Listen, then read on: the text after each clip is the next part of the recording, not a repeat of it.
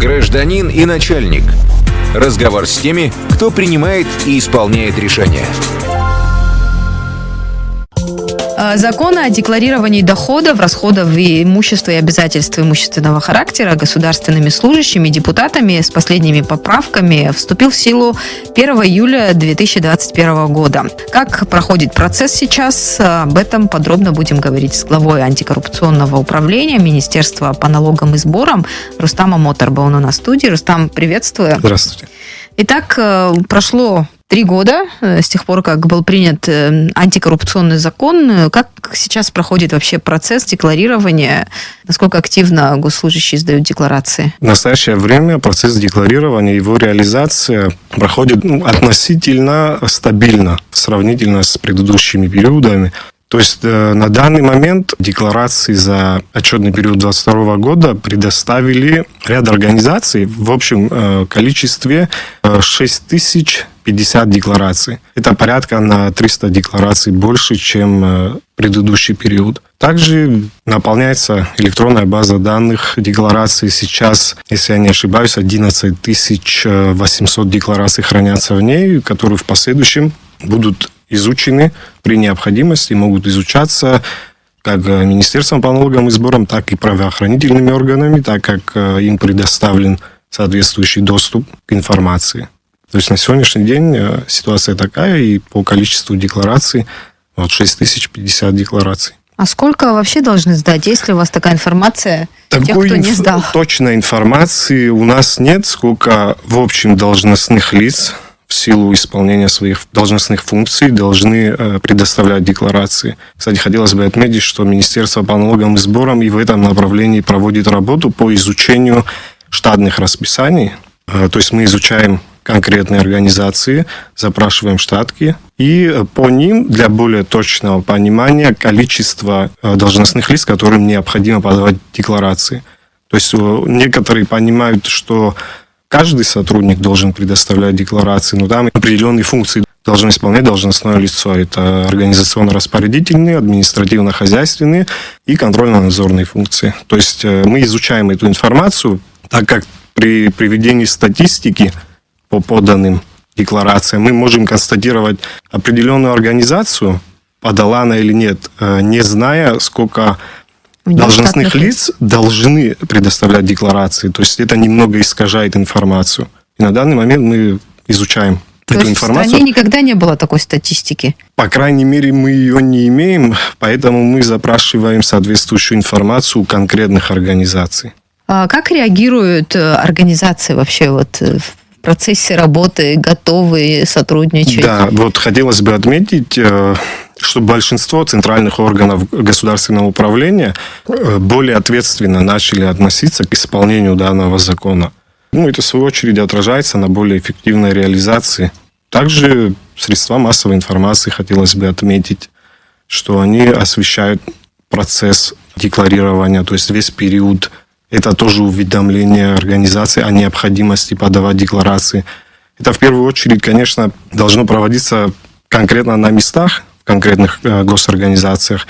Этим занимаются и государственные средства информации. Также «Спутник Абхазии» не раз проводил интервью по поводу декларирования. И Министерство по налогам и сборам, можно даже привести пример, за прошлый период разослало уведомление практически всем ключевым государственным организациям о необходимости в указанные законом сроки подать декларации. Тут хотелось сказать, что совместно с уведомлением о необходимости своевременной подачи декларации были предоставлены пароли для внесения этих деклараций в общую базу данных. Но какие-то проблемы вы в процессе работы выявили? То есть, если освещать период работы нашего управления, существования нашего управления, мы вначале сталкивались больше с ошибками в декларациях технического характера. На сегодняшний день есть такие проблемы, связанные с процедурой подачи декларации. У нас цифры мы приводим по поданным декларациям. Да? Мы можем назвать общее число деклараций, но стоит отметить, что это те декларации, которые были представлены в сроки, указанные в законе, и опубликованы на официальном сайте Министерства по налогам и сборам. Но существует еще такая ситуация, когда организации нарушали порядок предоставления, то есть соответствующая кадровая... Закон же гласит, что декларации представляют соответствующую кадровую службу, также Министерство по налогам и сборам. И были ситуации, когда декларации были поданы в соответствующую службу, в соответствующей организации, а в Министерство по налогам и сборам были поданы с опозданием. То есть Министерство по налогам и сборам, соответственно, уведомляло их об этом, потом информационные письма отправлялись, то, что там конкретными сотрудниками, конкретной организации не были представлены декларации. И эти декларации хранятся в общей базе данных деклараций, но они не были опубликованы, так как их публикация будет означать, что они поданы в срок, а это не так. Но для дальнейшего изучения это полезная информация.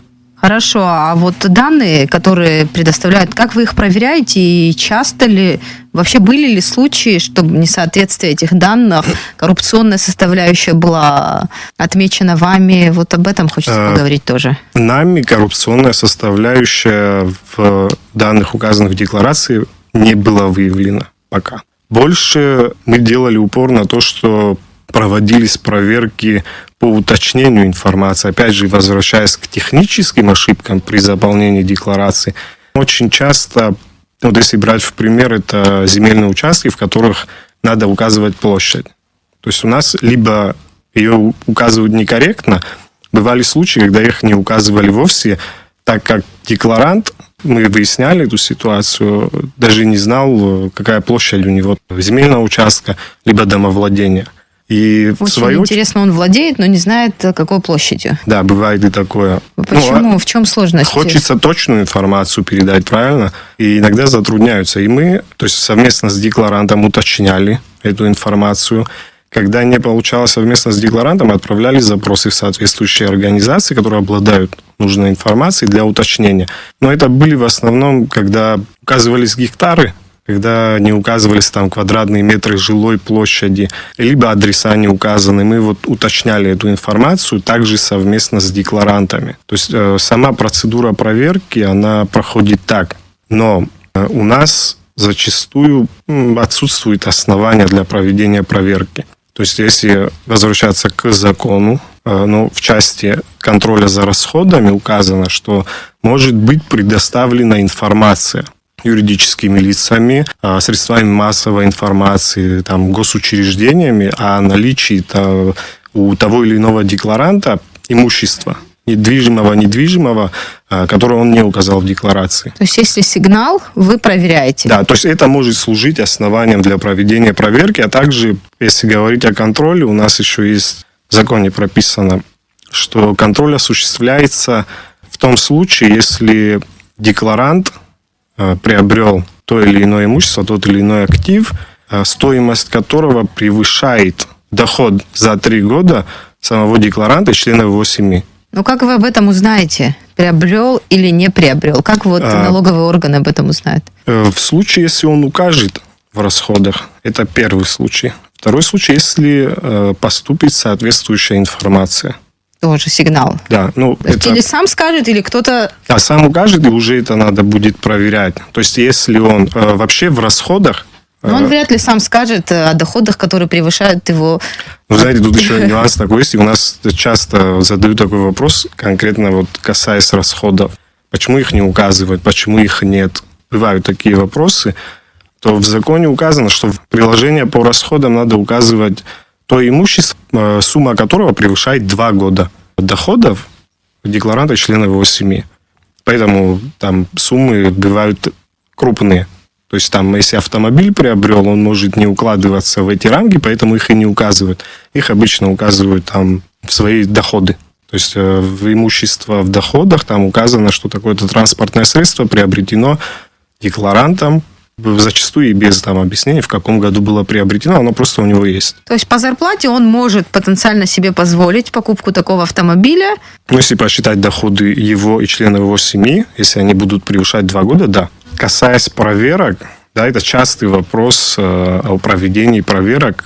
Есть ряд проблем, с которыми мы сталкиваемся в ходе реализации этого закона. И мы понимаем, и все это понимают, что большую роль в реализации этого закона играют конкретно контрольные мероприятия, проверки. Но есть такая важная вещь, когда необходимо иметь организационную составляющую этих проверок. И, на мой взгляд, в самом законе нужны изменения, которые будут, наоборот, усиливать его. Именно принятие актов, которые позволят устанавливать правовые организационные основы этого контроля за доходами, расходами, имуществом и обязательствах имущественного характера. Потом временные рамки, которые предоставляются для изучения информации, то есть проведения проверки, это 30 дней с момента принятия декларации. И возвращаясь к сказанному ранее, когда мы в уточняющих целях отправляли запросы, то есть это не так быстро происходит. Министерство по налогам и сборам на его запрос о данных, указанных в декларации, по закону должны ответить в течение 10 дней, а сама проверка не должна превышать 30 дней с момента принятия. И у нас зачастую бывает, что в один день столько деклараций приходит, когда мы за одну декларацию мы отправляем запросы в отношении конкретного декларанта с уточняющими данными, и она чуть ли не 1,5 месяца, 2 месяца приходит к нам. Ответ. Да, ответ нам приходит долгое время. Все из-за того, что у нас нет общей базы данных по организациям. Такими обладают, допустим, РЭО. Я, насколько знаю, если проверять транспортные средства, там у них соответствующая база есть, то есть они могут своевременно ответить. Также Министерство юстиции. У них тоже существует эта база в электронном виде, то есть они просто ведут запрос по конкретному должностному лицу, физическому лицу, и им вся информация выйдет. А по остальным, допустим, даже при изучении недвижимого имущества, там дела обстоят чуть сложнее. То есть это очень сильно затягивается. Но почему ведомства не обмениваются этими данными между собой? Например, Минюст. Так дело не в этом. У Минюста своя информация. То есть у них информация по юридическим лицам. А у РЭО по владельцам? Да, конкретно по автотранспортным средствам и на кого они зарегистрированы. И, отдельная на мой взгляд, база про госслужащих? Нет, тут отдельная база, допустим, того же имущества по районам, да, и мы, допустим, можем отправить в администрацию о наличии земельного участка, либо жилого дома, помещения, коммерческой недвижимости. То есть эта информация, пока они передают другим ведомствам, чтобы изучить ее там, это все тянется очень долго. И в те временные рамки, установленные в законе, это не укладывается. Временные рамки, установленные законом, не позволяют в полной мере провести проверку декларации на наличие соответствий. Но, тем не менее, эти проверки проводятся, пусть и с нарушением сроков. Практически так, они у нас проводятся по более уточняющей информации. Опять же, оснований для проведения. Мы же не можем выборочно проверить кого-то. То есть, да, вы объяснили, что если поступает какой-то сигнал, вы обязаны досконально проверить данные из декларации. Хорошо. А вот опыт, который у вас уже за 3 года есть, он, может быть, заставляет вас какие-то поправки к закону готовить. Вы предлагаете какие-то изменения, которые улучшат, сделают вашу работу эффективнее. Есть ли такие намерения? Я бы сказал, что такие намерения есть у всех участников реализации этого закона, потому что закон, сейчас громко будет сказано, несовершенен в именно реализации в плане тех же проверок, временных сроков. Механизм проведения проверок не прописан. Там основания проведения проверок тоже не четко прописаны. То есть еще один момент, на котором хотелось остановиться, о проблемах. Вот те же проблемы с нарушением процедуры подачи декларации. То есть, если была бы установлена определенная ответственность, там это было бы, например, не освобождение от занимаемой должности, а что-то другое, какое-нибудь дисциплинарное взыскание к должностным лицам, уполномоченным принимать декларации в соответствующих организациях при, допустим, несоблюдении порядка предоставления. То есть, тут уже было бы конкретно адресно можно было направить информационное письмо, что вот в Министерство по налогам и сборам не предоставлена декларация. И были бы ответственные лица за непредоставление. Потому что получается, что декларация подана в соответствующую кадровую службу, в соответствующей организации, но не предоставлена в указанные сроки в Министерство по налогам и сборам. То есть, если касаться изменений законодательства, можно было прописать как раз ответственность лиц уполномоченных То на есть не принятие. каждый человек, госслужащий за себя, а руководитель организации лично будет отвечать за то, как вовремя декларация будет направлена. Если не руководитель, то лицо уполномоченное на это. Мы прекрасно понимаем, что не в каждой организации есть кадровая служба. То есть, скорее всего, это будет какое-то уполномоченное лицо по принятию и опубликованию декларации. Хорошо, а вот в итоге, что я поняла, самое главное, это то, что за 3 года еще ни одного обращения в Генеральную прокуратуру и, естественно, ни одного человека, которого вы уволили из-за того, что он не направил декларации. На сегодняшний день у нас 3-й период прошел, и в этом году у нас уже будет возможность изучить конкретно расходы декларантов, если таковые будут иметься и таковые будут указаны, либо при наличии соответствующей информации. Рустам, спасибо, что нашли время прийти в студию и рассказать о том, как проходит процесс декларирования доходов. Я напомню нашим слушателям, о декларировании доходов говорили с главой антикоррупционного управления Министерства по налогам и сборам Рустамом Отарба.